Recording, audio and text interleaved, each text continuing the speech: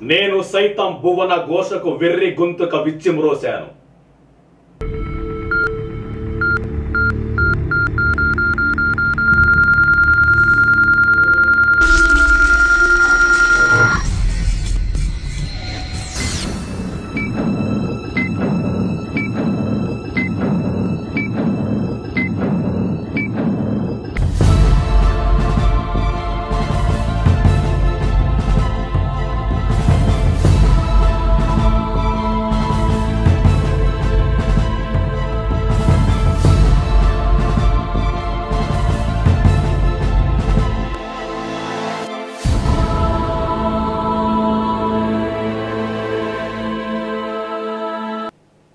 తుఫాను ముంచెత్తితే తీర ప్రాంతానికే నష్టం.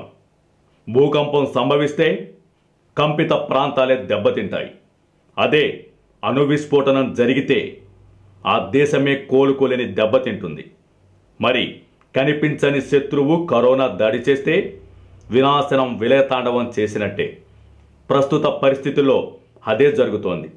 ప్రపంచవ్యాప్తంగా కోవిడ్-19 వైరస్ విజృంభణతో కొన్ని దేశాల్లోని ప్రాంతాలు శవాల దెబ్బలుగా మారిపోయాయంటే ఆశ్చర్యం లేదు. రేయింబవళ్లు మేధోమదనంతో కోట్ల రూపాయలు కూడబెట్టినా కాయ కష్టం చేసి చెమటోడ్చి సంపాదించిన డబ్బులు అక్కరకు రావట్లేదు. కరోనా పంజా దెబ్బకు చచ్చింది ధనికుడా పేదోడా అన్న వ్యత్యాసాన్ని ఎవరూ పట్టించుకోవట్లేదు. మృతుల కుటుంబ సభ్యులు సైతం కన్నీటి బొట్టు రాలుస్తున్నారే తప్ప ఖననానికి ముందుకు రాలేకపోతున్నారు. ఫలితంగా వైరస్ సోకి మృతి చెందిన వారు అనాథ శవాలుగా మారుతున్నారు. ప్రభుత్వాలు కూడా సామూహిక ఖననాలతో సరిపెట్టుకుంటున్నాయి. ఇటువంటి పరిస్థితి ఇంకా మన దేశానికి దాపురించలేదు. కానీ దేశవ్యాప్తంగా నెల రోజులకు పైగా కొనసాగుతున్న లాక్డౌన్ కారణంగా ఆర్థిక వ్యవస్థ అతలాకుతలమైంది. మన రాష్ట్రంలో చోటు చేసుకున్న పరిస్థితులు ప్రమాద గంటికలను మ్రోగిస్తున్నాయి. రాష్ట్ర ప్రభుత్వ ఉద్యోగుల జీతాల్లో సగానికి కోతలే ఎందుకు ఉదాహరణ. ఇక మన జిల్లా కరోనా మృతుల సంఖ్యలో నిలిచింది. మన పొన్నూరు మున్సిపాలిటీ కూడా రెడ్ జోన్ జాబితాలో చేరిపోయింది. కమ్ముతున్న కారు చీకట్ల మధ్య మనమున్నామంటే ఆశ్చర్యం లేదు. ఇన్ని ప్రతికూల పరిస్థితులు మూకుమ్మడిగా దాడి చేస్తున్న పొన్నూరు పట్టణంలోని ఈ విద్యావేత్త చెదరని ఆత్మస్థైర్యంతో నిబ్బరంగా అడుగులు వేస్తున్నారు. కరోనా వైరస్ను ఆషామాషిగా తీసుకోవద్దని హెచ్చరిస్తున్నారు. ప్రభుత్వాలు ప్రకటించిన నిబంధనావళిని తూచా తప్పక ఆచరించాలని సూచిస్తున్నారు. మన సంస్కృతి సాంప్రదాయాలకు ఇది పునరుజ్జీవనం అనే ఆశాభావాన్ని వ్యక్తం చేస్తున్నారు. అంతేకాదు తనదైన శైలిలో రోడ్ మ్యాప్ను తయారు చేసుకుంటున్నారు. వారే వివేకా విద్యా సంస్థల అధిపతి సుకుమార్ బాబు. కాలం చేసిన గాయాలతో కుంగిపోవద్దని, రెట్టించిన ఉత్సాహంతో కార్యోస్ముఖులు కావాలని ధైర్యం చెబుతున్నారు. కరోనా వైరస్ మట్టి కరవాలని, ఆ మట్టిని ఛేదించుకుంటూ అంకురంలా నూతన ఆవిష్కరణలు జరగాలని ఆశాభావాన్ని వ్యక్తం చేస్తున్నారు. రోడ్డు పక్కన ఉచ్చబోస్తే న్యూసెన్స్ కేసు, పబ్లిక్ ప్లేస్లో స్మోక్ చేస్తే ఫైన్. ఇవన్నీ మనం గత నుంచి గమనిస్తూనే ఉన్నాం. అధికారులు కానీ ప్రజలు కానీ ఎవరు దీని గురించి పట్టించుకోవట్లేదు. ఇప్పుడు పరిశుభ్రతలో భాగంగా రోడ్డు పైన ఉమ్మి వేస్తే 1000 రూపాయలు ఫైన్ అంటున్నారు. ఇది కూడా ఆ జాబితాలోకి చేరాల్సిందనంటారా? ముందుగా ఈ 4th ఎస్టేట్ ఈ ఛానల్ ద్వారా ప్రజలకి అవేర్నెస్ ప్రోగ్రామ్స్ క్రియేట్ చేయాలని ఒక మంచి ఆలోచన వచ్చిన మిత్రుడు వరప్రసాద్కి, అలానే ఆ ఛానల్ని సబ్స్క్రైబ్ చేసుకున్న ప్రతి ఒక్కళ్ళకు కూడా నా శుభాభినందన తెలుపుతూ, మరి ఈ ప్రశ్న దాకా వచ్చినప్పుడు ఇండియా అనేది ఒక మాసివ్ ఎక్స్ప్లోజన్ కంట్రీ. అంటే ఇక్కడ జనసాంద్రత ఎక్కువ. అండ్ మోస్ట్లీ అంటే ఇవాళ మనం 2020ని కనుక గమనించినట్లయితే 2020 నాటికి కొంత ఎడ్యుకేషనల్లో మనం ముందడుగులో ఉన్నాం. కానీ మరి 1960లు 70లు 80ల నాటికి మరి ఇల్లిటరేట్ పర్సన్స్ ఎక్కువ, గ్రామీణ భారతం ఎక్కువ, అగ్రికల్చర్ బేస్డ్ కంట్రీ. సో వ్యవసాయ ఆధారంగా మరి వెళ్ళిన వాళ్ళు ఎక్కువ మంది మరి ఈ ఏదైతే మీరు చెప్పే ఉచ్చబోయటం కానీ లేకపోతే ఇంకోటి కానీ వాళ్ళు దాన్ని క్రైమ్గా తీసుకోరు. ఎక్కడెక్కడ కూడా న్యూసెన్స్ కింద వాళ్ళు క్రియేట్ చేయరు. ఇక్కడ ఏ గవర్నమెంట్ పరమైన విధానం కనుక చూసుకున్నా సరే ప్రజలలో దాన్ని అవేర్నెస్, దాని యొక్క అవసరాన్ని కనుక చాటి చెప్పి ఆ రూల్ను కనుక వాళ్ళు ఇంప్లిమెంట్ చేస్తే అది ఖచ్చితంగా సక్సెస్ అయింది. అది ఖచ్చితంగా సక్సెస్ అయ్యిద్ది. ఇవాళ మనము ఉమ్మి ఉయ్యటము రోడ్డు పక్కన ఎందుకు చెబుతున్నారు, ఉయ్యొద్దని ఎందుకు చెబుతున్నారు? ఇంతకాలము మరి ఏదైతే మనం ఉమ్మి ఉయ్యటం పెద్దగా పట్టించుకోకుండా ఉన్న కార్యక్రమాన్ని ఇవాళ ఉయ్యటాన్ని 1000 రూపాయలు ఫైన్గా ఎందుకు తీసుకుంటున్నాము అంటే మరి దానికి అవసరం ఇక్కడ ఏంది అవసరం, అంత అవసరం ఏంటంటే ఇవాళ మనం నెల రోజుల నుంచి 40 రోజుల నుంచి మన ఇంట్లో కట్టిపడేసిన కారణమే ఒక వైరస్. అంటే ఈ ఉమ్మి లాలాజలం ద్వారా మరి క్రిములు వ్యాపించడానికి అవకాశం ఉంది కాబట్టి మీరు ఉయ్యొద్దు అనేది. ఇక్కడ 1000 రూపాయలు వేసామా ఫైను, లేకపోతే 2000 వేసామా, లేకపోతే 10 రూపాయలు ఫైన్ అనేది ఇక్కడ ముఖ్యం కాదు.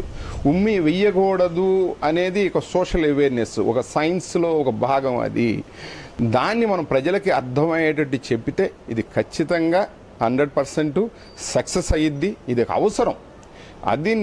దీనిలో ప్రజలను భాగస్వామ్యం చేసుకోవాలి. ఎక్కడ కూడా ప్రజలను ఎత్తిన ఒక రూల్ పెట్టాము, ఈ రూల్కి అనుగుణంగా మీరు ఉండాలి అని చెప్పి బలవంతంగా రుద్దితే ఏదైనా సరే సక్సెస్ కాదు. కానీ మనం గమనించినట్లయితే మరి గతంలో చాలాసార్లు కర్ఫ్యూలు పెట్టాం. అంత కర్ఫ్యూలో కూడా మోటార్ బైకులు వేసుకొని లేకపోతే ఏదో రకంగా వెళ్ళడానికి ప్రయత్నం చేసి రోడ్ల మీదకి వచ్చడానికి ప్రయత్నం చేసి సందర్భాలు ఉన్నాయి. కానీ మరి మన జనతా కర్ఫ్యూ కావచ్చు, ఈ 20 రోజుల నుంచి జరుగుతున్న లాక్డౌన్ కార్యక్రమాలు కావచ్చు, మోస్ట్లీ గవర్నమెంట్ రిలాక్సేషన్ ఇచ్చిన ఆ టైంలో తప్పితే మిగతా టైంలో ఎక్కడ కూడా పెద్దగా ఇబ్బందులు లేకుండా కూడా సజావుగా జరిగిపోతుంది. అంటే అది ప్రజల యొక్క సహకారం అలా ఉంది. అలానే దీనిలో కూడా ప్రజల యొక్క సహకారం గనక దాని యొక్క అవసరాన్ని చెప్పి ఆ సహకారం గనక తీసుకున్నట్లయితే ఏ ఫైను జోలి అవసరం లేకుండానే ప్రజలు తమంతట తామే ఖచ్చితంగా దీన్ని అమలు చేసి తీరుతారు. దానిలో భాగంగా ఏంటంటే గవర్నమెంట్ కూడా మరి లోకల్ బాడీస్ ఏవైతే ఉన్నాయో, మున్సిపాలిటీలు కావచ్చు, పంచాయతీలు కావచ్చు, వాళ్ళలో అవేర్నెస్ ప్రోగ్రామ్స్ వాళ్ళ ద్వారా ఏదన్నా సరే ముఖ్యమైన అవసరాలు వచ్చిన వాళ్ళు, ఎందుకంటే కొంత జబ్బుబడి మరి వాళ్ళు ఏదన్నా అవసరం కొద్దీ చేదాలన్నా లేకపోతే అవసరం కొద్దీ ఉమ్మి ఉయ్యాలన్నా ఉంటే వాటిని ఖచ్చితంగా వేసేందుకు తగిన సదుపాయాలు కల్పించాల్సిన అవసరం కూడా మరి గవర్నమెంట్ పరంగా ఉంది. గవర్నమెంట్ ఆ రకంగా వాళ్ళు చేయాలి. దానికంటే ముఖ్యంగా ఈ రూల్ని ఎందుకు పెట్టాల్సి వచ్చింది, దీన్ని చేపట్టాల్సిన అవసరం మరి ప్రజల మీద ఎంత ఉంది అనేది కనుక ప్రజల యొక్క దినచర్యలో భాగంగా మరి కనుక కల్పించినట్లయితే ఖచ్చితంగా ఇది సక్సెస్ అయ్యిద్ది. దీన్ని మనం గవర్నమెంట్ చేసే ఒక అఫెన్సివ్ ప్రోగ్రామ్ లాగా మాత్రం ఖచ్చితంగా చూడకూడదు. ప్రజల కోసము గవర్నమెంట్ చేపట్టిన కార్యక్రమము, ప్రజల యొక్క ఆరోగ్యం కోసం చేపట్టిన కార్యక్రమం కాబట్టి ప్రజా సహకారం తీసుకొని గవర్నమెంట్ దీన్ని అమలు పరిస్తే బాగుంటుంది అనేది నా యొక్క అభిప్రాయం. సార్, కరోనా ఉధృతి తగ్గినప్పటికి కూడా అంటే కొన్ని నెలల పాటు మాస్కులు వాడాలి అన్న ఆంక్షలు విధించిన నేపథ్యంలో అంటే విధించే అవకాశాలు కూడా ఉన్నట్లు కనిపిస్తున్నాయి. అటువంటి నేపథ్యంలో సామాన్యుడిపై ఈ భారం అదనపు భారంగా అయ్యే అవకాశాలు ఏమైనా ఉన్నాయంటారా? ఖచ్చితంగా ఇది అసలు అదనపు భారం కాదు, భారం అని కూడా నేనైతే అనుకోవటం లేదు. మరి ఎందుకంటే కరోనా అనే ఒక మహమ్మారి ఇవాళ ప్రపంచవ్యాప్తంగా ప్రతి ఒక్కళ్ళను కూడా ఇళ్లకే పరిమితం చేసిన సందర్భంలో మరి ఈ లాక్డౌన్ మొదట్లో తమాషాగా కొంత 10 రోజులే కదా, ఈ 10 రోజులు ఉంటే తగ్గిపోయిద్ది, లేకపోతే 4 రోజులు ఉంటే తగ్గిపోయిద్ది అనే భావంలోంచి ఇవాళ ఇప్పుడిప్పుడే జనం అందరూ కూడా వాస్తవ పరిస్థితుల్లోకి వస్తున్నారు. ఎలా వాస్తవ పరిస్థితుల్లోకి వస్తున్నారు అంటే ఇది ఎప్పటికి తగ్గిద్దో కూడా తెలియదు అనే ఒక చేదు నిజాన్ని గ్రహించారు.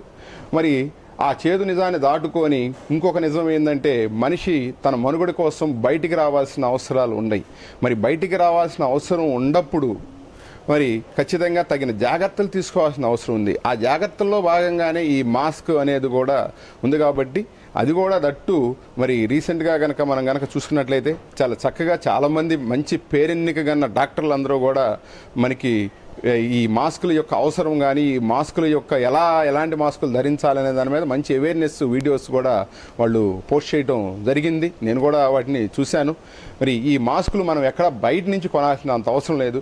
చక్కగా మన ఖాదీ గుడ్డని, మంచి గుడ్డని ఒకటి 10 రూపాయలు పెడితే మనకి మళ్ళు ఈ పంచెలు వస్తున్నాయి. మరి వాటిని తీసుకొని దాదాపు ఇవాళ ప్రతి 4 ఏళ్లలో ఒక ఇంట్లో ఒక డోక్రా మహిళ ఉండి, డోక్రా మహిళలు చాలామంది కుట్టు మిషన్లు ఇవన్నీ కూడా ఉన్నాయి కాబట్టి ఇళ్లలో సొంతంగా తయారు చేసుకోవచ్చు.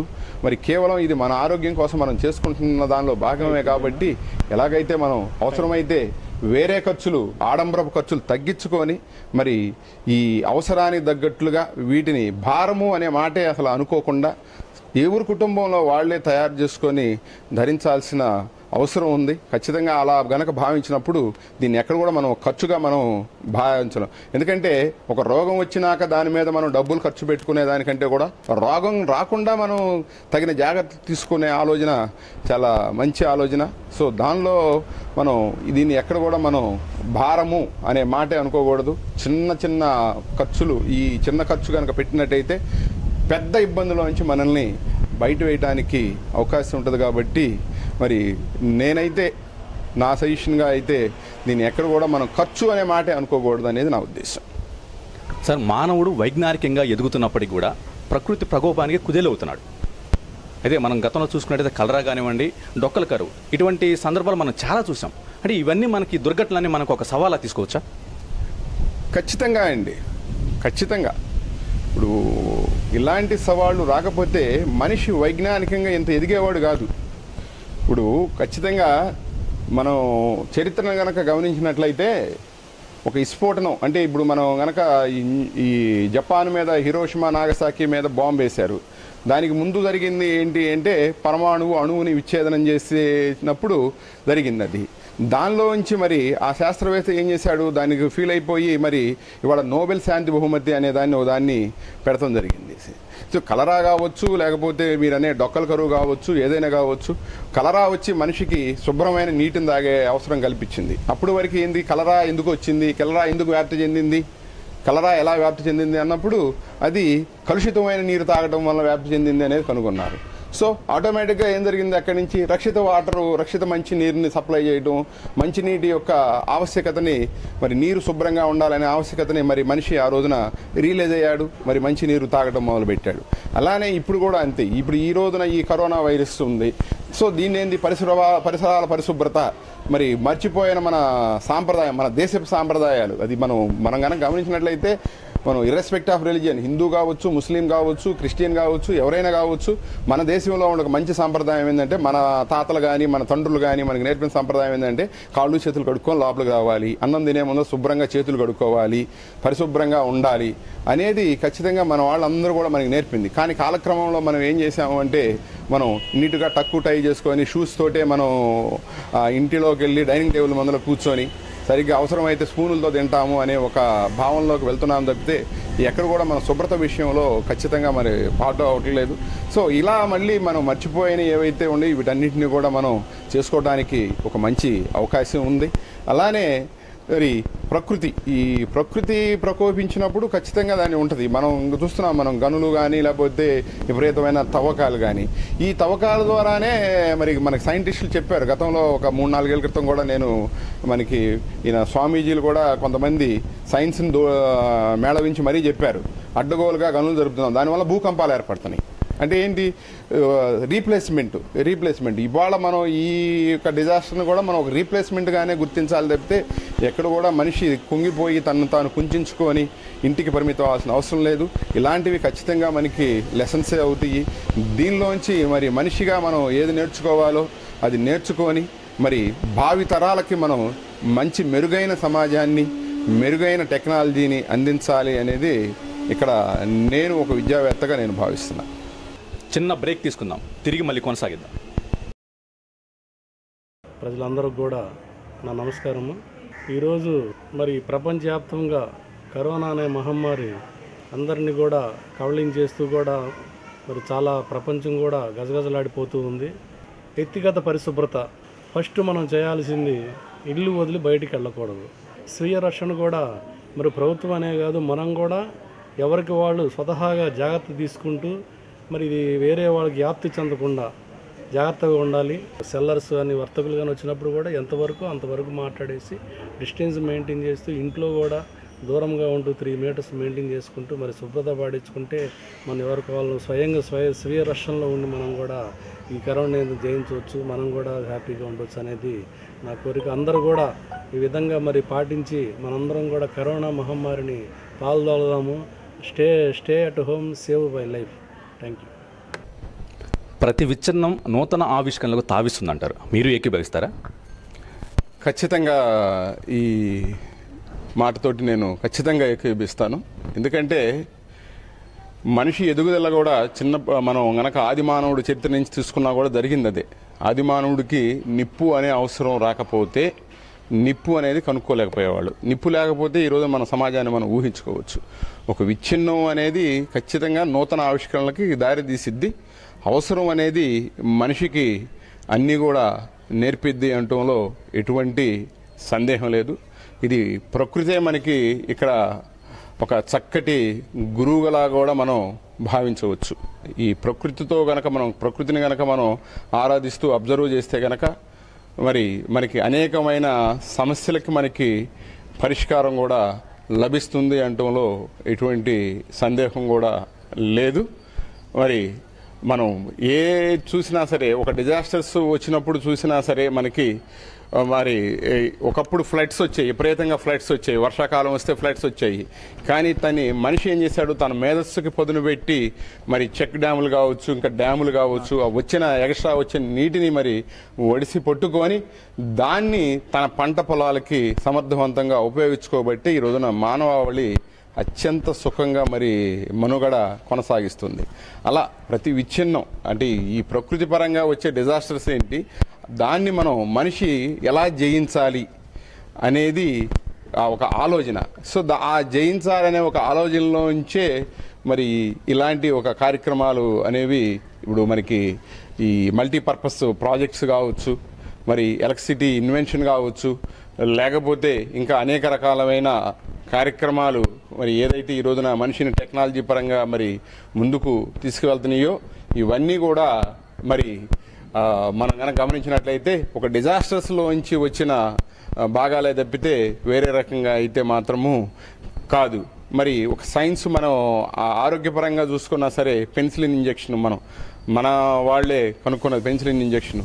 ఆ రోజున వచ్చిన ఈ డిజాస్టర్లో నుంచే ఆ ఇన్వెన్షన్ వచ్చింది. మనం ఆ టెట్రాసైకిల్ను మనం గనక చూసినట్లయితే ఇవాళ అది ఒక ఔషధిని, సంజీవిని ఔషధిని అని ఈ రోజు కూడా దాని గురించి చెప్పుకుంటూ ఉంటారు. అది కనుక్కోవాల్సిన అవసరం ఎందుకు వచ్చింది అంటే ఒక డిజాస్టర్ కారణంగానే వచ్చేసింది. సో ఏదైనా సరే ఒక డిజాస్టర్లో నుంచి మనిషి ఎప్పటికప్పుడు ఆ ఛాలెంజ్ని స్వీకరించి భగవంతుడు కావచ్చు, లేకపోతే ప్రకృతి కావచ్చు, వాళ్ళు ఇచ్చే ఛాలెంజెస్లోంచి మనిషి దాన్ని ఒక గుడ్ వేలో దాన్ని రిసీవ్ చేసుకొని దాన్ని సమర్థవంతంగా ఎదుర్కొనేందుకు తన యొక్క ఆవిష్కరణలతోటి కొంత సమాధానం చెప్తా ఉన్నాడు. అయితే ఏమి చేసినా సరే ప్రకృతికి వ్యతిరేకంగా వెళ్ళనంతకాలం మనిషి సుఖంగా ఉంటాడు తప్పితే ప్రకృతికి వ్యతిరేకంగా వెళ్ళినప్పుడు ఖచ్చితంగా ఇంకొక డిజాస్టర్ అనేది ఎప్పుడు కూడా వేచి ఉంటుంది. సో ఈ నూతన ఆవిష్కరణలో భాగం ఖచ్చితంగా ఈ డిజాస్టర్స్, ఈ విచ్ఛిన్నాలు అనేవి కూడా ఒక భాగం అనే చెప్పి నేను భావిస్తున్నా. యుద్ధాన్ని గెలవాలంటే మానసిక స్థైర్యాన్ని పెంపొందించాలని మీరు ఎప్పుడు చెబుతుంటారు. మీ మాట కూడా అది ఇప్పుడు కూడా అదే మాట మీద ఉంటుంటారా? 100% అండి, 100%. గెలుపు ఎప్పుడు కూడా ఏ ఒక్కళ్ళ సొంతం కాదు. ఇప్పుడు మనం కనుక గమనించినట్లయితే చిన్న ఎగ్జాంపుల్ ద్వారా నేను దీన్ని మీకు ప్రూవ్ చేస్తాను. ఒక 12, 13 లేదా 15 సంవత్సరాల వయసు లోపల ఉన్న పిల్లవాడు బండి రోడ్డు మీద తోలడానికి, ఒక 25 సంవత్సరాలు 30 సంవత్సరాల యువకుడు తోలడానికి తేడా కనుక మీరు గమనించినట్లయితే దీనికి మీకే అర్థమవుతుంది. ఎందుకంటే 15 సంవత్సరాల అడాలసెన్స్ ఏజ్లో ఉన్న పిల్లవాడికి అదొక సాహస క్రీడ. కానీ మనకి తెలుసు బండి తోలడం అనేది it's not a physical activity, mental activity. అది అంటే ట్రాఫిక్కి ఎట్నుంచి ఏమొస్తున్నాయి, దాని నుంచి మనం నేర్పుగా ఎలా దప్పుకోవాలి, మనకి ఒక 50 మీటర్ల దూరంలో కానీ 100 మీటర్ల దూరంలో కానీ ఏ అబ్స్టాకిల్స్ వస్తున్నాయి, దాని నుంచి మనం ఎలా బయటపడాలి అంటే ఒక మానసికంగా మనం తీసుకోవటం. అలానే ఏదైనా వైపరీత్యాలు కానీ లేకపోతే మనం కుటుంబ పరంగా కూడా మనం ఏదైనా కార్యక్రమాలు, క్రైసిస్, ఫైనాన్షియల్ క్రైసిస్ కావచ్చు, లేకపోతే హెల్త్ క్రైసిస్ కావచ్చు, ఏదైనా వచ్చినప్పుడు మనిషి కుటుంబ పెద్ద కానీ యజమాని కానీ ఆ కార్యక్రమంలో భాగస్వాములు కానీ ఎవరైనా సరే ముందర వాళ్ళు మెంటల్గా సిద్ధపడతారు. అంటే ఆ మెంటల్గా సిద్ధపడతానని నేనేమంటానంటే మానసికమైన ఒత్తిడిని జయించడం. ఆ మానసికమైన ఒత్తిడిని ఫర్ ఎగ్జాంపుల్ ఇప్పుడు కూడా మనం గనక చూసుకున్నట్లయితే ఇప్పుడు ప్రపంచవ్యాప్తంగా అన్ని లక్షల మంది చనిపోతున్నారు, అన్ని లక్షల మందికి వచ్చింది, ఇన్ని లక్షల మందికి వచ్చింది, వేల మంది చనిపోతున్నారు అని చెప్పేసి భయపడి గనక మనం ఇంట్లో కూర్చున్నట్లయితే మనం ఎప్పుడు ఏ రోజున కూడా దీన్ని జయించలేము. నిరంతరం మనం గనక గమనించినట్లయితే ఈ రోజున ఖచ్చితంగా మనం సాల్యూట్ చేయాల్సింది ఏంటంటే మొట్టమొదటిగా డాక్టర్స్, నర్సెస్. మనం గమనించండి, వాళ్ళు మానసికమైన గనక వాళ్ళు గనక కుంగిపోతే, అమ్మో నాకు గనక ఈ వైరస్ నాకు కూడా సోకిద్దేమో ఆడకి వెళ్తే అనే గనక భావన గనక వాళ్ళ మనసులో ఉంటే మరి ఖచ్చితంగా వాళ్ళు హాస్పిటల్స్కి రారు. వాళ్ళు హాస్పిటల్కి రాకపోతే ఏం జరిగిద్ది అనేది నేను మీకు చెప్పాల్సిన అవసరం లేదు. వాళ్ళు ఆ మానసికంగా వాళ్ళు దాన్ని జయించారు, ఆ ఒత్తిడిని జయించారు కాబట్టి వాళ్ళు హాస్పిటల్కి వచ్చి వాళ్ళు డ్యూటీలు చేస్తున్నారు. అలానే నెక్స్ట్ పోలీసు వారు మరి మనం అందరం ఇళ్లలో ఉంటే వాళ్ళు రోడ్ల మీదకి వచ్చి మరి చేస్తున్నారు అంటే వాళ్ళకి రాదుగా, పోలీసులు అయితే రాదేనా? పోలీసులకి వచ్చింది, వాళ్ళు మనుషులే. ఈ డాక్టర్లకు వచ్చింది, పోలీసులకు వచ్చింది, లేకపోతే వేరే ఎవరైతే దీనిలో సంఘటితంగా వర్క్ చేస్తున్నారో వాళ్ళందరికీ వచ్చింది. మరి వాళ్ళందరూ ఎందుకు వస్తున్నారు, వాళ్ళందరికీ ఎందుకు లేదు అంటే వాళ్ళు మానసికంగా వాళ్ళు సిద్ధపడ్డారు, వాళ్ళు జయించారు, ఆ ఒత్తిడిని జయించి ఆ మానసికంగా జయించారు. అది మానసికంగా మనల్ని మనం తీర్చిదిద్దుకోవడం అనేది మనిషి ఎదుగుదలలోనే ఒక భాగం. ఖచ్చితంగా అది మానసికపరమైన ఒత్తిడిని అది సన్నద్ధం అయితేనే, దాన్ని జయించగలిగితేనే మనం ఖచ్చితంగా దీన్ని ఏ పనినైనా సరే, అది కేవలం మనం వంటింట్లో పనిచేసే మన అమ్మ భార్యల దగ్గర నుంచి మన ఎల్కేజీ నుంచి పీజీ వరకు చదివే పిల్లలు వాళ్ళ ఎగ్జామ్స్కి ప్రిపేర్ అయ్యే విధానం కానీ, రోజు స్కూల్కి వచ్చే విధానం కానీ, అలానే మీ ప్రొఫెషన్స్లో కానీ మా ప్రొఫెషన్స్లో కానీ ఎవరి ప్రొఫెషనల్ పరంగా కూడా చూసుకున్నా సరే ఈ మానసికమైన పరమైన ఒత్తిడి అనేది సహజం. మనిషి తన వృత్తిలో భాగంగా వాళ్ళు విద్యార్థులు కావచ్చు, లేకపోతే గృహిణులు కావచ్చు, లేకపోతే ఆటగాళ్ళు కావచ్చు, లేకపోతే ప్రొఫెషనల్స్గా మీరు నేను మన అందరం కావచ్చు, ఎవరైనా సరే మన ప్రొఫెషన్లో ఉండే ఒత్తిడిని జయించి మానసికంగా మనం గనక స్థైర్యంగా ఉంటేనే మనం మన ప్రొఫెషనల్గా కానీ ఇంకో రకంగా కానీ మనం ఎదగటానికి కానీ మనల్ని మనం ఎక్సలెన్సీలో వైపు దారి మనం పయనించడానికి కానీ ఒక మంచి అవకాశం ఉంటుంది. ఇది ఖచ్చితంగా నేను 100% నేను ఇప్పటికి కూడా అదే మాటల మీద ఉంటాను. కరోనా ప్రభావం హై స్కూల్ విద్యార్థుల్లో ఎటువంటి ప్రభావం చూపించగలదని మీరు భావిస్తున్నారు? ఖచ్చితంగా ఇది అకాడమిక్ ఇయర్ ముఖ్యంగా కనుక ఇన్స్టెంట్ రిజల్ట్ వైపు కనుక చూసినప్పుడు అకాడమిక్ ఇయర్ ఎండింగ్లో అంటే జనరల్గా మనకి ఇండియాలో అకాడమిక్ ఇయర్ మనకి ముఖ్యంగా ఆంధ్రప్రదేశ్లో అకాడమిక్ ఇయర్ ఎండింగ్ అంటే ఏప్రిల్ 24. ఇవాళ ఇది లాస్ట్ వర్కింగ్ డే అయి ఉండేది. ఇవాళ కనుక స్కూల్స్ కనుక రన్నింగ్ ఉంటే ఇవాళ లాస్ట్ వర్కింగ్ డే ఇది. మనకి ప్రైమరీ స్కూల్ విద్యార్థులను కనుక కొంత మినహాయించినప్పుడు అకాడమిక్గా స్టడీస్ ఎడ్యుకేషన్ యొక్క విలువ బాగా తెలిసిన పిల్లలు హై స్కూల్ విద్యార్థులు. ముఖ్యంగా ఎవరైతే ఈ రోజున మనం కనుక గమనించినట్లయితే ఇవాళ ఉండే యువత కానీ పిల్లలు కానీ మంచి అవేర్నెస్ ప్రోగ్రామ్ తోటి ప్రతి ఒక్కళ్ళు కూడా టార్గెట్లు పెట్టుకొని వర్క్ చేస్తున్నారు. సో వాళ్ళకి ఈ అకాడమిక్ ఇయర్ ఎండింగ్లో మనం మార్చి 19-15 తారీఖు నుంచి ఇది స్టార్ట్ అయింది. మరి 18-19 తారీఖుల్లో మరి స్కూల్స్కి కానీ వీటికి కానీ సెలవులు, అట్లానే 23-24 తారీఖుల నుంచి మరి ఈ లాక్డౌన్లు ఇవన్నీ బిగిన్ అయినప్పుడు వాళ్ళ యొక్క విద్య మీద ఇది యొక్క ప్రభావం ఎంతైనా ఉంది. అయితే ఒక ఎడ్యుకేషనల్ ఇన్స్టిట్యూషన్ యజమానిగా మరి వాళ్ళు ఎలాంటి ఆందోళనకు గురి కావచ్చో మేము గమనించుకొని మరి వాళ్ళలో అట్లాంటి ప్రభావం పడకుండా అంటే నెగిటివ్ ఫీలింగ్స్ పడకుండా వాళ్ళని మరి రెడీ చేయడానికి ఇంటి దగ్గర నుంచే వాళ్ళు మంచి వర్క్స్ చేసే విధంగా మేము మరి ప్లాన్ చేయటం జరిగింది. ముఖ్యంగా కనుక గమనించినట్లయితే మరి 10th క్లాస్ ముఖ్యంగా 10th క్లాస్ వాళ్ళకి కరెక్ట్గా 1 వీక్లో ఎగ్జామినేషన్స్ వెళ్ళాలి అనే సందర్భంలో మరి ఈ కంప్లీట్గా పోస్ట్పోన్ చేసి ఎగ్జామినేషన్స్ అనివార్యమైన పరిస్థితుల్లో పోస్ట్పోన్ చేయడం జరిగింది. మళ్ళీ తిరిగి ఎప్పుడు పెడతారు అనేది కూడా తెలియని సందర్భాలు ఇప్పుడు మన ముందర ఉన్నాయి. ఈ సవాళ్ళన్నీ కూడా పిల్లలకి ఆ వయసులో లేత వయసులో ఖచ్చితంగా సవాలే వాళ్ళకి. ఎందుకంటే చక్కగా వాళ్ళు బాగా ప్రిపేర్ అయ్యి ఒక 1 వీక్లో ఎగ్జామ్స్ రాసి మరి ఈ స్కూల్ చదువులకి గుడ్ బై చెప్పాలి అనుకున్నప్పుడు మరి ఆ 1 వీక్ దాటి 1 మంత్ పోయి 2 మంత్స్ అయ్యి తిరిగి ఎప్పుడు ఎగ్జామ్స్ జరుగుతుందో తెలియని సందర్భంలో మరి ఒక 14-15 సంవత్సరాల వయసులో అది ఖచ్చితంగా మానసికంగా చాలా ఒత్తిడికి వాళ్ళు గురవుతూ ఉంటారు. మరి అలానే కింద స్థాయి పిల్లలు మనం 6వ తరగతి నుంచి 9వ తరగతి వరకు చూసుకున్నా సరే మరి నెక్స్ట్ అకాడమిక్ ఇయర్ ఎప్పుడు స్టార్ట్ అయ్యిద్ది ఏంటి అనేది ఒక తెలియని సందర్భం కూడా మరి ఉంది.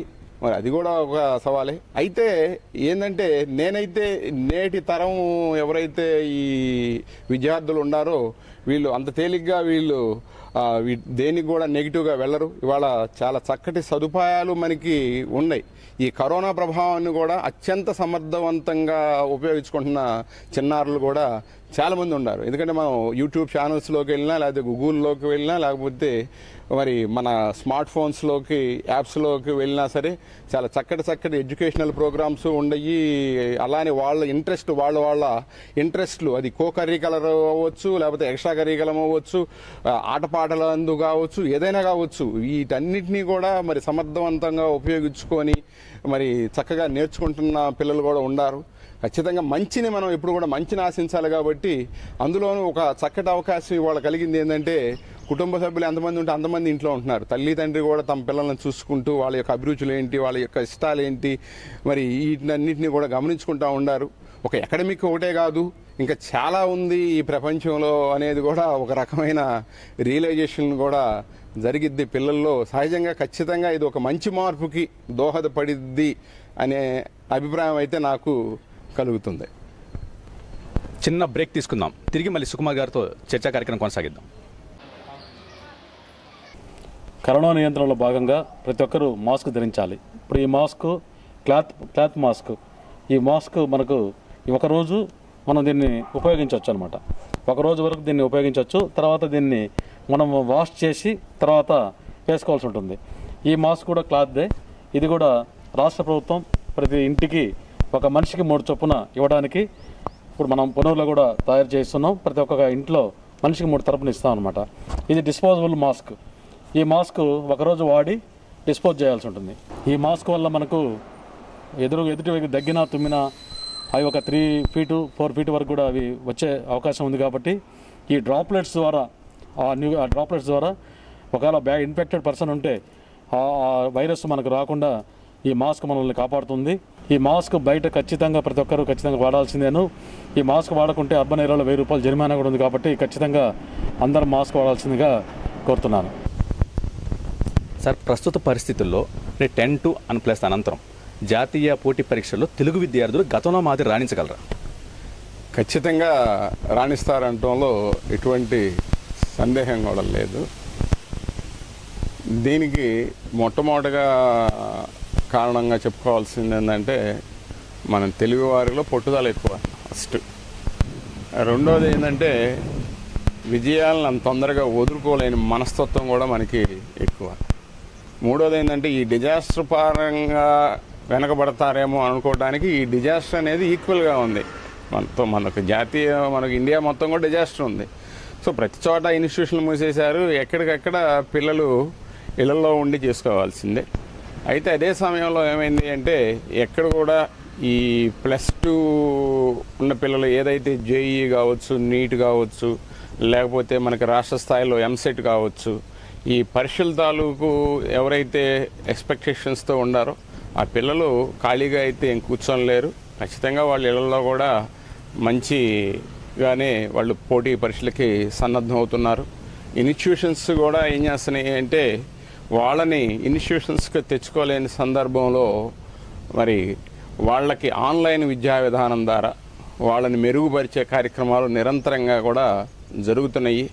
మరి వాస్తవ తేదీల కంటే కూడా పోస్ట్పోన్మెంట్ అయినప్పుడు నేనైతే మరి నా విద్యార్థులకి నేనేం చెప్పాను అంటే, ఈ సమయాన్ని మనం ఖచ్చితంగా ఉపయోగించుకొని మరి ఇంతకు ముందల మీద ఇప్పుడు ఇంకా మెరుగైన ర్యాంకుల్లోకి మెరుగైన మనం దీనిలోకి వెళ్ళాల్సిన అవసరం ఉంది అనేది మేము వాళ్ళని మానసికంగా కూడా రెడీ చేయడం జరిగింది.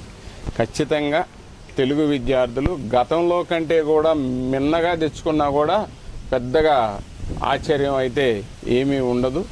ఒక మంచి కోచింగ్ జరుగుతూ ఉంది. పిల్లలు కూడా ఏమైందంటే, వాస్తవానికి చెప్పాలంటే, ఇంకా కరెక్ట్గా చెప్పాలి అంటే, ఓ పిల్లవాడి వాళ్ళ ఎవరైతే పోటీ పరీక్షలకి రెడీ అవుతున్నాడో వాడు స్వేచ్ఛాజీవి అయ్యాడు. ఏ రకంగా స్వేచ్ఛాజీవి అయ్యాడు అంటే, మేము ఇంతకు ముందర వాళ్ళని కాలేజీలకు తీసుకొచ్చినప్పుడు వాళ్ళకి ఇష్టం ఉండలేకపోయినా ఒక టైం టేబుల్ పెట్టేవాళ్ళం. ఏ టైంలో ఏ బుక్ తీసుకోవాలి, ఏ చాప్టర్ చదవాలి ఏంటి అనేది పెట్టేవాళ్ళం.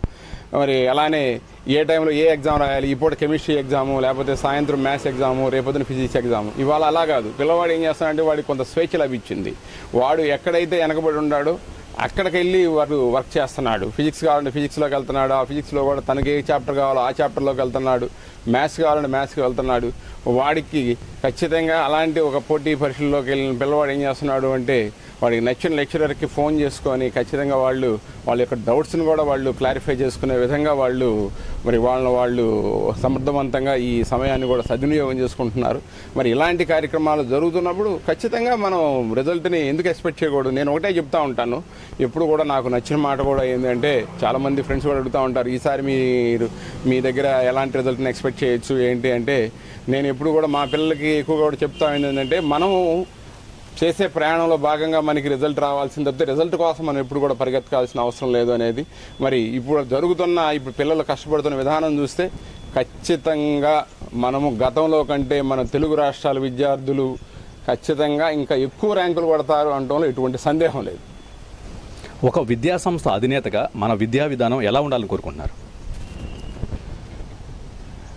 విద్యా విధానం అనేది ఎప్పుడు కూడా కాలానుగుణమైన మార్పులు అనేవి మనం ఆహ్వానించాల్సిందేను. ఒకప్పుడు మేము చదువుకునే రోజుల్లో అయితేనేమో మరి 10 గంటలకు స్కూల్కి వెళ్తే 4:30కి స్కూల్ అయిపోయి వచ్చేవాళ్ళం. ఆ 10 గంటల వరకు స్వేచ్ఛాజీవులు, 4:30కి అయిపోయినాక మళ్ళీ స్వేచ్ఛాజీవులు. మరి ఇవాళ జరుగుతున్న విద్యా విధానం కనుక చూసినట్లయితే ఆల్మోస్ట్ ఉదయం 7:30 8 గంటల లోపలే పిల్లల్ని మరి వాళ్ళ ఇళ్ళ దగ్గర నుంచి తెచ్చుకోవటం, సాయంత్రం వాళ్ళ చేత మళ్ళీ తిరిగి రోజు జరిగిన పాఠాలను వల్ల వేయించి రివిజన్ కావిచ్చి మళ్ళీ 7 గంటలకో 6 గంటలు దాటిన తర్వాత 7 గంటలకో 8 గంటలకో వాళ్ళని వాళ్ళ ఇళ్ళ దగ్గర వదిలిపెడతాం అనేది జరుగుతూ ఉంది. అంటే ఒక రకంగా చెప్పాలంటే ఒక బట్టీపరమైన విధానం జరుగుతూ ఉంది. దీనికి కారణాలు ఇది ఎవరు అనే దానికంటే కూడా అందులో అందరం కూడా ఇరుక్కుపోయాము అంటంలో ఎటువంటి సందేహం లేదు. ఖచ్చితంగా ఈ విధానం అయితే మారాల్సిన అవసరం ఉంది. మనకి ప్రపంచవ్యాప్తంగా మానసిక శాస్త్రవేత్తలు చెబుతుంది కానీ మంచి విద్యావేత్తలు చెబుతున్న విధానం కూడా ఏంటంటే మరి ఈ విధానం అనేది, ఈ బట్టి విధానం అనేది పిల్లల్ని క్లాస్ రూమ్లో బంధించి బోధించే విధానం అనేది మారాల్సిన అవసరం ఉంది అనేది మనకి అర్థమవుతా ఉన్నా. అయితే ఏంటంటే ఆ చట్టంలోంచి ఎప్పుడు బయటికి రావాలి, ఎలా బయటికి రావాలి, ఎవరు దీన్ని మొదలు పెట్టాలి అనేది ఒక జవాబు లేని ప్రశ్నగా ఇంతకాలం ఆగిపోయింది. ఇప్పుడు ఒక అవకాశం వచ్చింది. ఎందుకంటే క్లాస్ రూమ్ టీచింగ్ అనే దాన్ని కొట్టిపారేయలేం. 100% క్లాస్ రూమ్ టీచింగ్ అనేది కావాలి. అదే సమయంలో టెక్నాలజీని కూడా ఉపయోగించుకోవాలి. So this is the time for blending of the classroom with the technology. Class రూమ్ని టెక్నాలజీని రెండింటిని కూడా మిక్స్ చేసి ఒక సరికొత్తమైన విధానంలోకి ఉండాలి. అలానే గంటలు వాళ్ళని క్లాస్ రూమ్లో కూర్చోబెట్టే విధానం కూడా కొంత మార్పు చేయాల్సిన అవసరం ఉంది. అతి ముఖ్యంగా చెప్పాలి అంటే అమ్మని తొలి గురువు చేసి తొలి టీచర్ని చేసే విధానం వాళ్ళ హై స్కూల్ స్టడీస్ అయిపోయే వరకు తల్లిదండ్రులు ఖచ్చితంగా పిల్లల యొక్క విద్యా విధానంలో ఎప్పటికప్పుడు వాళ్ళు తెలుసుకుంటూ ఉండి వాళ్ళు టీచర్స్ తోటి కానీ స్కూల్ తోటి కానీ కోఆర్డినేషన్తో ఉండి మరి అవసరమైన మార్పులు చేర్పులు చేర్చుకునే ఒక మంచి విధానం రావాలని చెప్పి మనస్ఫూర్తిగా నేనైతే కోరుకుంటున్నాను. సార్, ఇప్పటికే కొన్ని పాఠశాలలు కనుక గమనిస్తుంటే అంటే వీడియో క్లాసెస్ నిర్వహిస్తుంది. రాబోయే రోజుల్లో వివేక విద్యా సంస్థ నుంచి కూడా మీరు మీ విద్యార్థులకి ఏమైనా వీడియో క్లాసుల ద్వారా పాఠాలను బోధించే అవకాశాలు ఉన్నాయా? ఇది ఆల్రెడీ మనకి వివేకాలో కూడా ఉండే విధానమేనండి. అంటే బయట వాళ్ళకి తెలియని విధానం ఏంటంటే అది ఇవాళ సడన్గా ఎక్స్పోజ్ అయింది. వాస్తవంగా మనం వివేక పెట్టిన ఒక 4-5 సంవత్సరాల నుంచే, వివేక పెట్టిన సంవత్సరం నుంచే, 4-5 సంవత్సరాలు కాదు, వివేకాలో మొట్టమొదటిగా స్టార్టింగ్ 2005లో పెట్టినప్పుడే మేము మరి స్పోకెన్ ఇంగ్లీష్ క్లాసెస్ రన్ చేసాం. స్పోకెన్ ఇంగ్లీష్ క్లాసెస్ అలానే వీడియో లెసన్స్ మనం ప్రతి కంటెంట్ను కూడా మరి క్లాస్ 1 నుంచి 10th క్లాస్ వరకు ప్రతి సబ్జెక్టు ప్రతి కంటెంట్ను కూడా వీడియో లెసన్స్ని మరి మేము మా విద్యార్థులకి మా ఆడియో వీడియో డిజిటల్ ల్యాబుల్లో వాళ్ళకి వేయటం చూపించడం జరుగుతుంది. అయితే కొత్తగా రీసెంట్గా 4-5 సంవత్సరాల నుంచి ఏంటంటే టెక్నాలజీ పెరగడంతో మంచి యానిమేషన్ సిరీస్, యానిమేషన్ విధానం ద్వారా వాళ్ళకి 3D స్టైల్లో వస్తున్నాయి. కాబట్టి ఇది ఖచ్చితంగా ఈ 4-5 సంవత్సరాల నుంచి మేము కూడా దానిలో భాగంగానే మరి ఈ రోజున ఈ ఒలింపియాడ్ ఒక వింగ్ అని లేకపోతే IIT వింగ్ అని పెట్టుకొని మరి ఆ విద్యార్థులకి ఈ ఆన్లైన్ క్లాసెస్ని కూడా మేము రన్ చేయటం జరుగుతూ ఉంది. అయితే ఏంటంటే ఇప్పుడు కొత్తగా ఈ సంక్షోభంలో వచ్చిన ఏంటంటే అదే గత్యంతరం లేని అవసరం అయిపోయింది. ఒక గత్యంతరం లేని అవసరం అయింది. దీన్ని ఇంత ముందులో మాట్లాడినప్పుడు చెప్పాను, this is the time for the awareness of the blending of the technology with the class room management. ఎందుకంటే ఒకటి ఖచ్చితంగా ఒకటి మనం కనుక మాట్లాడుకుంటే, nobody replaces the teacher in the class room. పిల్లవాడికి అత్యంత అవసరమైన టూల్ ఏంటంటే తన ఎడ్యుకేషన్లో భాగంగా క్లాస్ రూమ్లో గురువు. దీనికి మనం మన భారతీయ సంప్రదాయంలో మనం కనుక చూసుకున్నట్లయితే, మనం గతంలో కూడా రాజులు కూడా వాళ్ళ రాజకుమారుల్ని మరి ఎక్కడో అడవుల్లో తపస్సు చేసుకుని మునుల దగ్గరికి పంపించేవాళ్ళు విద్యాభ్యాసం కోసం, అంతేగాని వాళ్ళ రాజమందిరాలు రప్పించుకొని చేసేవాళ్ళు కాదు. అది ఏం చెబుతుంది అంటే, నోబడీ రీప్లేసెస్ ద టీచర్. కాబట్టి ఇక్కడ టీచర్ యొక్క పాత్ర అనేది మేజరు. అయితే ఏంటంటే, ఇవాళ పోటీ ప్రపంచంలో ఇవాళ మనిషి యొక్క పరిధి అనంతం అయిపోతున్న సందర్భంలో చిన్నపిల్లల్ని వాళ్ళ యొక్క ఆలోచన ధోరణిని మనం ఖచ్చితంగా పైకి తీసుకెళ్ళాలి అంటే ఈ టెక్నాలజీని కూడా ఉపయోగించుకోవాలి. ఈ టెక్నాలజీని ఉపయోగించుకోవడం అంటే ఖచ్చితంగా ఆన్లైన్ అనేది మరి ఇవాళ కొంత సమయాన్ని కూడా మరి వాళ్ళు ఇళ్ళ దగ్గర గడపాల్సిన అవసరం సందర్భంలో ఖచ్చితంగా ఆన్లైన్ క్లాసెస్ కావాలి. దీనికి ఇంకో ముఖ్యమైన నా పర్సనల్ అనాలిసిస్ ఏంది అంటే, రేపు రాబోయే రోజుల్లో ఈ కరోనా వైరస్ అనే ఏదైతే ఉందో, మరి ఇవాళ వరకు మనం చూసినట్టయితే క్లాస్ రూమ్లో 40 మందిని మనం పెడుతున్నాం. మరి ఈ సోషల్ డిస్టెన్స్ మెయింటైన్ చేయాలి అంటే క్లాస్ రూమ్లో 40 మందిని పెట్టే సందర్భాలు ఉండకపోవచ్చు. మరి దీనికి మనకి కరోనా వైరస్ అనే దానికి కామాలు ఏమైనా లభిస్తాయేమో కానీ ఫుల్ స్టాప్ ఎప్పుడు లభించుద్దో చెప్పలేని పరిస్థితి కూడా ఉన్నప్పుడు, మరి ఈ సోషల్ డిస్టెన్స్ ఇవన్నీ కూడా ఎలా మెయింటైన్ అవుతాయి, స్కూల్స్ లాంటి ఏరియాస్లో దీన్ని ఏం చేస్తారు అనేది విధానపరమైన నిర్ణయాలు గవర్నమెంట్ని అనుసరించి ఉండాల్సిందే. కాబట్టి మరి గవర్నమెంట్ యొక్క రూల్స్ అండ్ గైడ్లైన్సెస్ ఎలా వస్తాయి అనేది మేము కూడా వెయిట్ చేస్తున్నాము. మరి అలాంటప్పుడు సోషల్ డిస్టెన్స్లో భాగంగా చేయాలి అంటే మరి ఖచ్చితంగా మరి వాళ్ళకి మేము సెమిస్టర్స్ టైప్లోనో లేకపోతే రోజు మార్చి రోజు లేకపోతే మార్నింగ్ సెషను ఈవినింగ్ సెషను ఇలా ప్లాన్ చేసుకోవాల్సిన అవసరం ఉంటుంది. మరి అలాంటి అవసరాల్లో వాళ్ళు ఇదివరకిట్లాగా 10 to 12 అవర్స్ స్కూల్స్లో గడిపే సందర్భం ఉండకపోవచ్చు.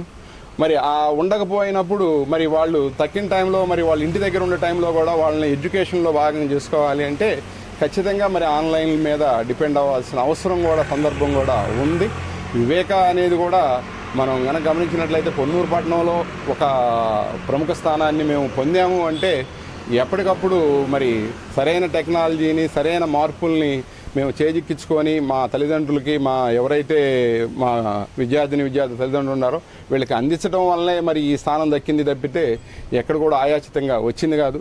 ఖచ్చితంగా మేము కూడా అందుకు అతీతులం ఏం కాదు. ఖచ్చితంగా ఏదైతే టెక్నాలజీ ఉందో అది ఆన్లైన్ కావచ్చు, లేకపోతే వేరే యానిమేషన్స్ టెక్నాలజీ కావచ్చు, ఇంకోటి కావచ్చు, ఖచ్చితంగా ప్రతి అవసరాన్ని పొన్నూరు పట్టణ పరిసర ప్రాంత ప్రజలకి అందించి ఖచ్చితంగా వివేకా విద్యార్థులు ఎవరైతే ఉన్నారో వాళ్ళందరినీ కూడా అందరికంటే ఒక మెట్టు పైన పెట్టడానికే ఎప్పుడు శ్రాయశక్తిలో మేము ప్రయత్నం చేస్తాము. ఈ ఆన్లైన్ అనేది ఖచ్చితంగా మేము కూడా మరి ఆల్రెడీ జరుగుతున్న ప్రక్రియను దీన్ని కొనసాగిస్తాం. చిన్న బ్రేక్ తీసుకుందాం, తిరిగి మళ్ళీ కొనసాగిద్దాం. కరోనా వైరస్ నియంత్రణ కోసం అని చెప్పేసి ప్రతి ఒక్కరూ వ్యక్తిగత శుభ్రతను పాటించవలసి ఉంటుంది. ప్రతి 40 నిమిషాలకి 20 సెకండ్లు తగ్గకుండా హ్యాండ్ వాష్ చేసుకోవాల్సిన అవసరం ఎంతైనా ఉంది.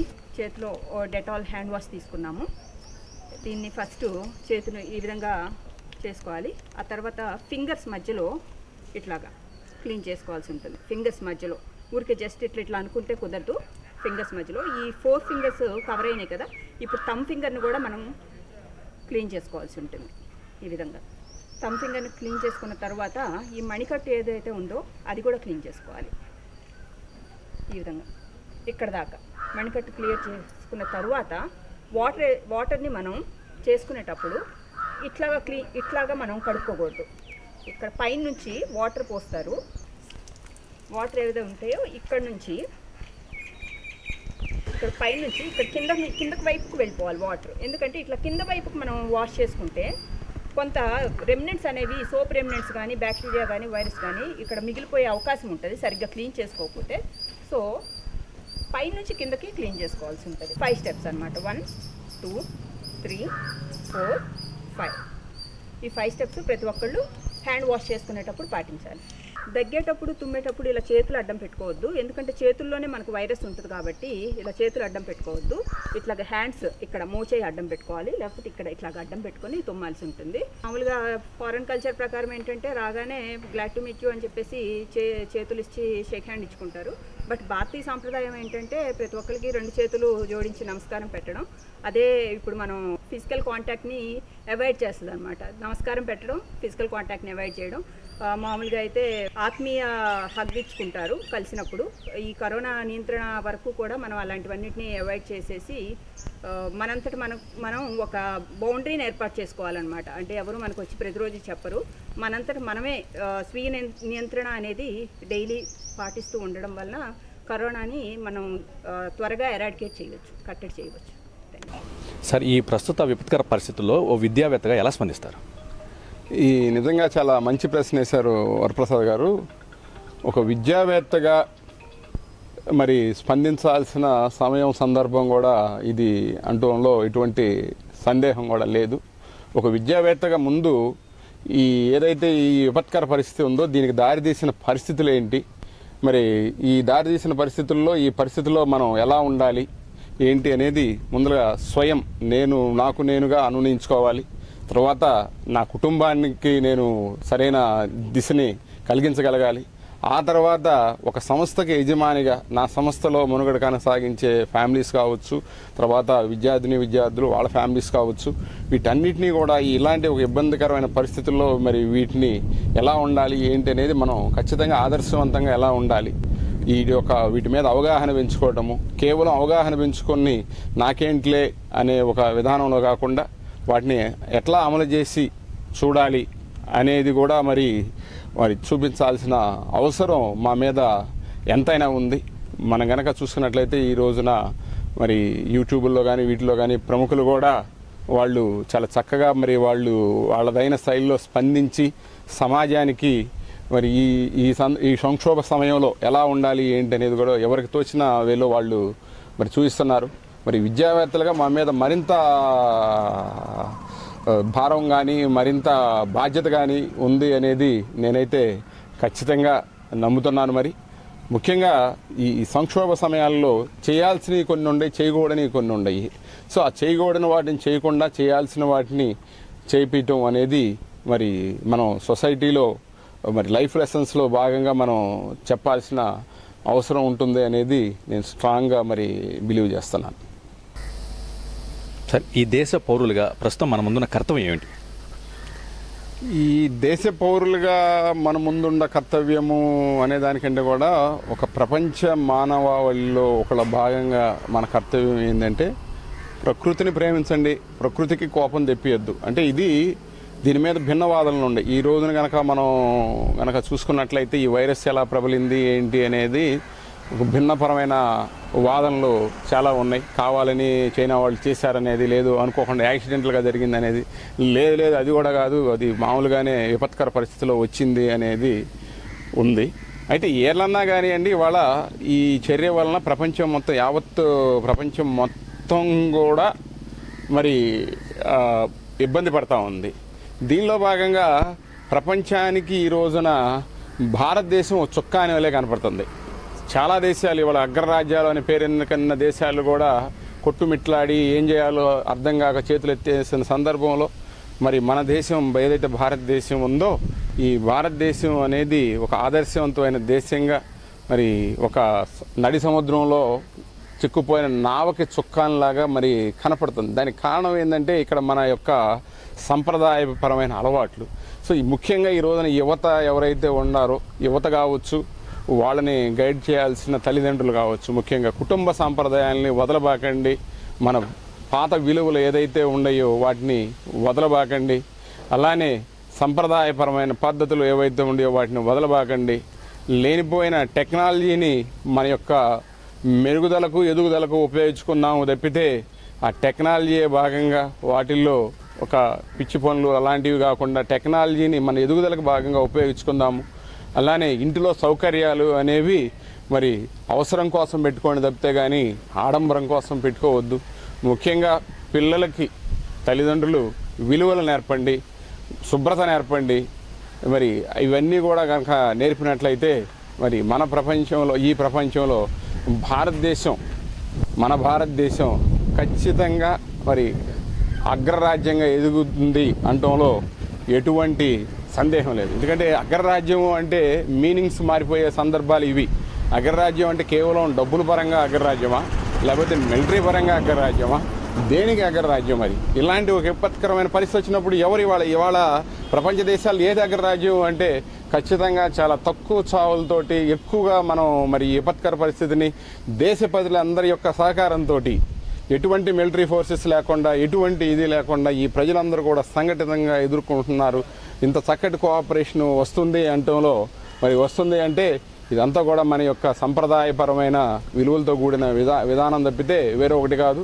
సో ఎక్కడ కూడా ఇలాంటి విలువలని మళ్ళీ ఇంకా మనం పాత తరానికి సంబంధించిన సంప్రదాయాలు ఏవైతే ఉన్నాయో వాటన్నిటినీ కూడా మరి ముందుకు తీసుకొచ్చి మరి వీటన్నిటినీ కూడా మన చిన్నారులకు నేర్పుకొని మనం భవిష్యత్తులో మరింత మంచి సమాజంలోకి వెళ్ళాలనేదే నా యొక్క ఆకాంక్ష. మరి ఇంత మంచి చక్కని కార్యక్రమాన్ని ఈ 4th ఎస్టేట్ సబ్స్క్రైబర్కి ఇవ్వడానికి, నా ఆలోచనలని పంచుకోవడానికి నాకు ఒక మంచి వేదికని ఏర్పాటు చేసిన పాత్రికేయ మిత్రుడు మన వరప్రసాద్ గారికి కృతజ్ఞతలతో మీ అందరి దగ్గర కూడా సెలవు. నమస్తే. మన సంస్కృతి, మన సాంప్రదాయాలే మిన్న. భారతదేశ ప్రజల ఐక్యత అభినందనీయమని వివేక విద్యా సంస్థల అధినేత సుకుమార్ గారు తన మనోగతాన్ని పంచుకున్నారు. వీడియో జర్నలిస్ట్ సుబ్బారావుతో వరప్రసాద్.